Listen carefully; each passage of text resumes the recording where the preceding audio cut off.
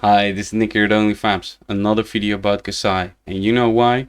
Because I'm truly stoked about this hero. I've done my first skirmish event, went 2 and 2. Toto against Iras. Maybe a better player would have won. The Durintia match was one copper short of getting a cash in off. And then I think I could have grabbed that game. At least my opponent agreed with me as well, because I had the cash in Arsenal, but just there wasn't room enough to get another double swing with Centauri Saber. It also brought my attention to something that's really interesting. Spoils Force says weapons that attack this turn. So the second swing getting in, that's 3 copper boys. And girls. I'm totally exclusive in this channel. But yeah, it was...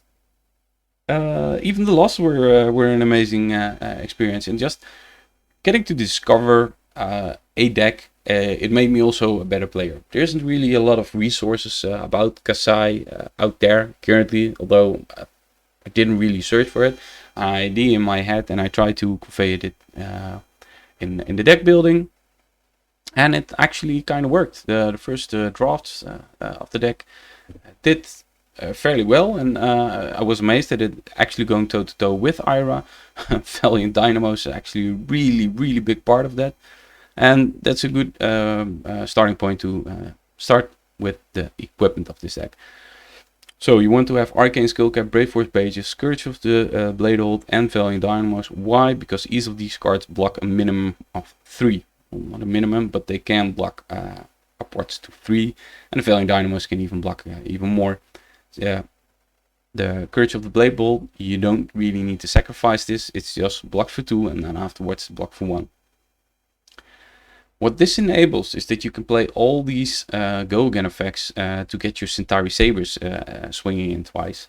Hit and Run, Driving Blade, Warriors Valor Red is here, Spoils War is pretty good as well.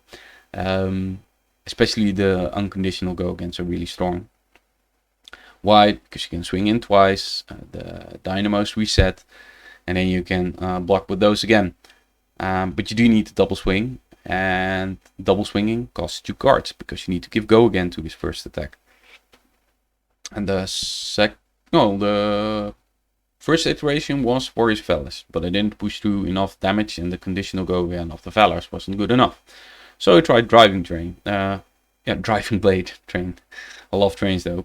But what happened was that I came damage short. I was chipping really well, and I had this unconditional go against, and they were really effective. But what happened was that I had predictable damage, and what Warrior shines in is this unpredictable damage.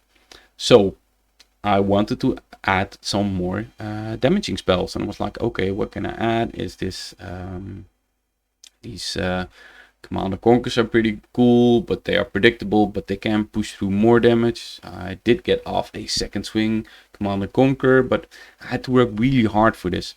And I remember that one time I lost to an Ira player who had as a tech card 1 red pommel in his deck, and he played this, or was it red? I don't know. But he played this red pommel from Arsenal on his Command and Conquer for, he buffed it to 4. Actually, it connected. I had to discard a card. I had to sacrifice my Arsenal slot, and he totally blew back. He totally blew me out of the water. I had all the tempo. It was just one turn where I had a bit less. This was an Iron Mirror, a bit of less tempo, and he just wrecked me. And he took the game from that one. He said, "Yeah, I like it as a tech card, but he's a Bravo player, so he's maybe a bit susceptible to enjoying a pommel a bit too much." But what it reminded me of was, long story short, I had to work really hard for it. So there are situations where this card is a total blowout, and it's freaking amazing. But same thing for me with second swinging that Command and Conquer or Nourishing Emptiness. You have to work really hard for it, and then what's the gain in it? Well, what makes Iris so great is that it's consistent. It's a machine. It's predictable. It can go through the repetitions.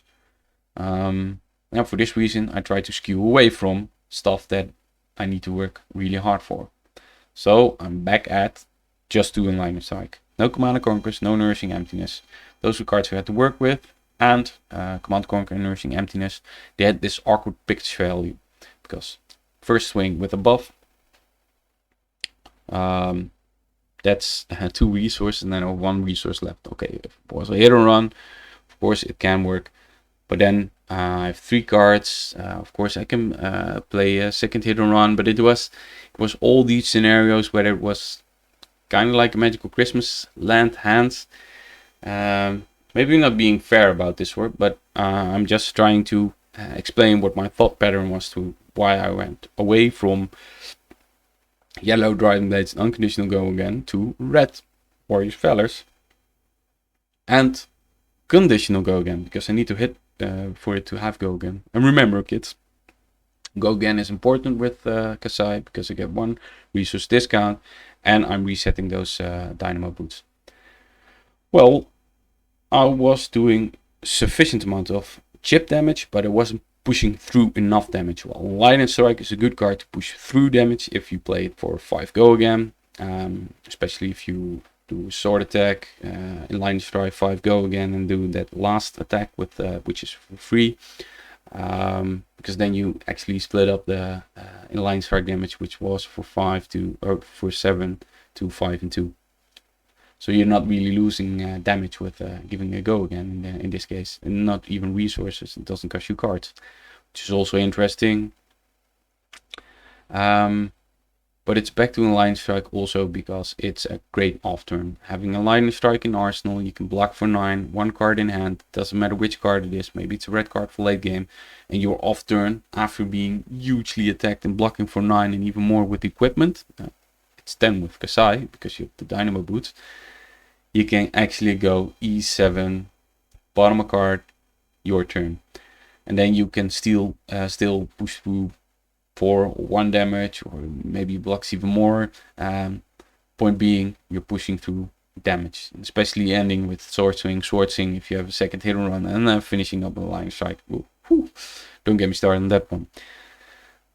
But to make these conditional Go Agains work and all the chip damage and pushing through damage, that's why I went back to more reprise cards, or actually more attack reactions. So I had the Strokes, I had the Out for Bloods, and now I added the Razors and the Iron Song responses.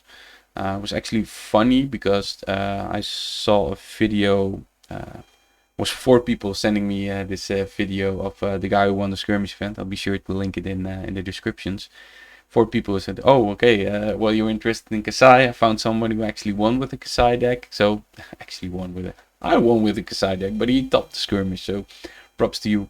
And he had this approach where he said, which was with the part that stuck with me, that I want to do damage with in an Ira fashion, but with a warrior sauce later on top of it. And they have to choose which sword swing they are going to block. The first one maybe to block with equipment, but the second one, the equipment is out of commission or whatever, and you can reprise that one. Especially you can keep the combat chain going. You don't have to close it when you swing with the second sword. So this is also interesting. You've kept that skull cap at bay. They blocked the first attack with skull cap, and now they have to either take 2 damage, which you can still buff with Razors, and that's why I play these Stroke Foresights. And initially I was against the Iron Song responses, but it's 0. It's such a brutal card in Warrior. And let's be honest, if you want to go this route where you play the Red Warriors Valor and try to sneak in all the damage, I think you gotta play all the good ones. So second swing, I just play 1 copy, also because I had to work really hard to get this damage pushed through, but I'm still kind of interested in one time just E7 after I play the second swing. So going really tall with an 11 attack, where they expect you to go wide, and now suddenly you present 11. So there are still some really spicy things left in this deck. Sigils, key, don't try to skip them. They're really important, and they supplement the dynamos really well. I thoroughly enjoyed playing the deck. I thought it was an amazing experience just to go about deck building, because I got better playing the game, because now I I knew what 2-card combos were really strong in my deck, but because I really thought through this and what 2-card combos meant with regarding also to pitch value. And this combination allowed me to let it go more easily. So I had the driving blade and a blue card in hand, and I had 2 other cards, and he came at me for 6, and I was like, whatever, drop these 2 cards because I'm going back at you for 7. And recognizing this instantly allowed for more brain power to be left over to go through the game, go through my next turns, think about what's in my graveyard, how much damage is in there. So actually at this point I thought, I'm getting better at Flesh and Blood because I'm trying to build a deck and I'm tweaking it along the way. So the changes that I made were quite significant. I mentioned it earlier that I had to work, and it was awkward with the Command and Conquerors, so I removed them from the deck. I'm curious how that will go. I skipped the driving blades for additional. I'm thinking I changed more cards than what I'm currently holding in my hand, but at this point I've had quite a couple of iterations, so I'm not really good at tracking all the variations that I had. But I can go through the descriptions and you've heard them right now. But I encourage you, try building your own deck. At first I was afraid of it, but now I've been playing Flesh and Blood for about 6 months now.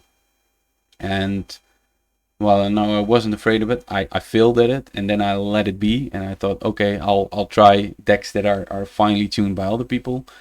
But now I think I've learned enough about the game to start tackling this deck building challenge that I laid upon myself and get Kassai working. But look at my local meta game, see what works for you, what playstyle you enjoyed, because I enjoyed playing Chain, but I enjoy playing Kassai even more. And with all the flex plots that are in it, because I've been going through the motions so many times with deck building and then experiencing them with testing, that I finally can say that I'm getting better at this game. So now I'm rambling. See you next time.